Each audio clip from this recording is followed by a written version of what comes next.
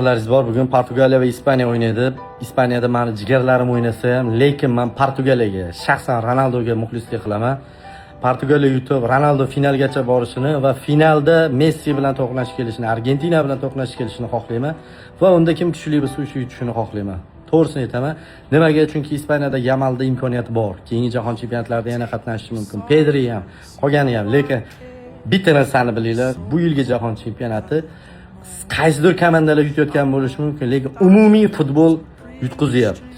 Yutqizganda ham katta hisobga yutqizyapti. Sababi Neymar, Ronaldo va Messi kabi dahshatli futbolchilar keyingi jahon chempionatlarida o'zi o'ynamaydi. Bular terma jamoasi bilan xayrlashadi.